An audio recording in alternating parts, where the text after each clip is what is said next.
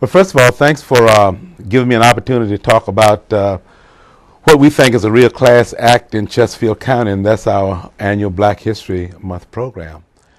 I'm Pete Stith, the Deputy County Administrator for Chesterfield County, but when I helped the county initiate this program, I was the Director of Parks and Recreation and been with the county about 8 years. Black History Month started 19 years ago as an idea that emanated from a meeting with the community down in Mattoka and Ettrick that said they wanted a cultural event signifying the accomplishments of African Americans in Chesterfield County and in the region and in the state.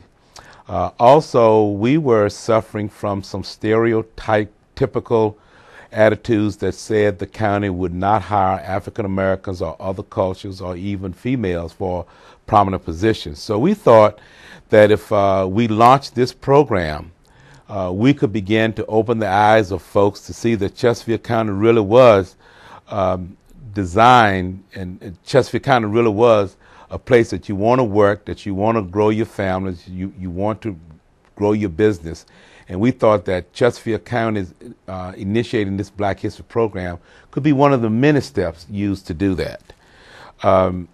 Over the years, when we started 19 years ago, we started with 3 corporate sponsors. We had Philip Morris USA at that time, Reynolds Metals and IBM and Virginia State University and Chesterfield County. We had a budget of about $20,000. Today, we boast over 50 corporate sponsors with a budget of over $200,000. And the business donors read like a who is who in Richmond.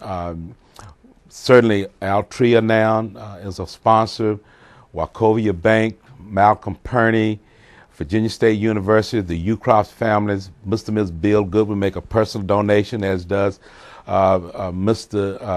Gecker and his bride Elizabeth. They make personal donations to this cause. So the Walmarts of the world, the furniture stores, everybody comes in to make this just a really grand event. We thought 19 years ago, what do we do to launch this, to make it have some zing, make it have a wow factor? So we decided that we would start with a concert at Virginia State University.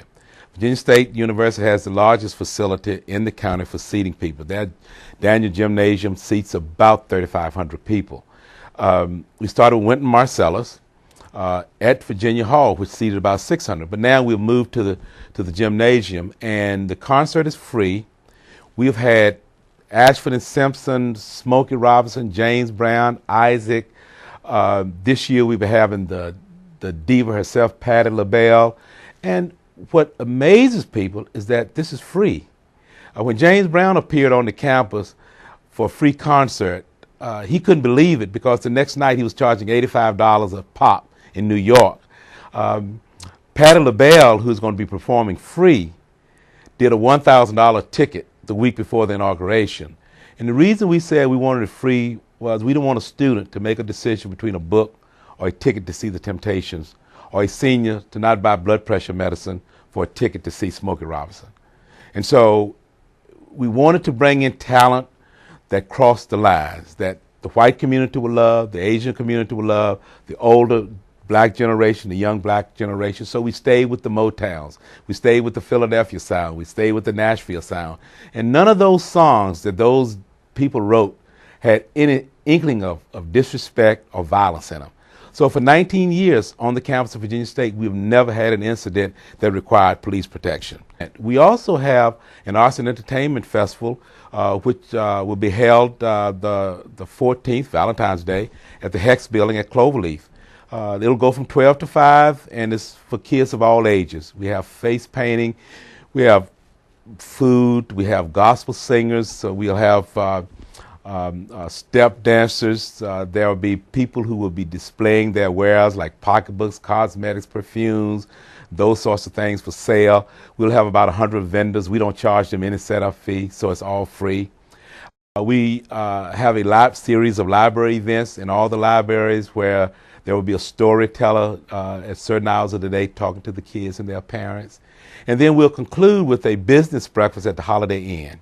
That's for our corporate community to come, and we'll have a speaker, Judge Cleo Powell, who is the newly appointed judge on the Court of Appeals. We'll be talking about why diversity is so important. And we'll also give out 8 $1,000 scholarships at that time. So over the course of a month, we will probably get in front of over 10,000 people with this program. And the real gem of it is that it didn't cost anybody not one nickel. Now, if you look at what are your challenges, what's the toughest part about it, I guess the toughest part is raising the revenue in this economy.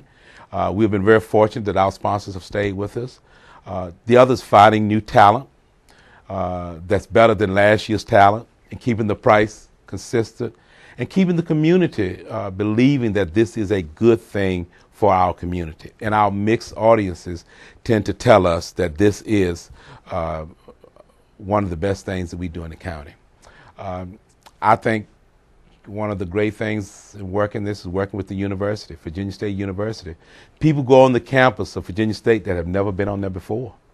And Virginia State probably can boast some enrollments from different culture groups that they never had before. We also use this as a model to help the Asian American community and the Hispanic community develop similar kinds of programs, modeling off the Chesterfield County program. So we think it's been a great thing for Chesterfield County. And you know, people ought to know that this is not about anybody being made to feel guilty about past situations between the races. This is about going forward, how we can be a better community. All of our communities are integrated in Chesterfield County. We have one of the highest senior levels of management at Chesterfield County that are African American. We have black superintendent. So Chesterfield County, we think, benefited from this, and we have used this as a catalyst to make this a very inclusive community.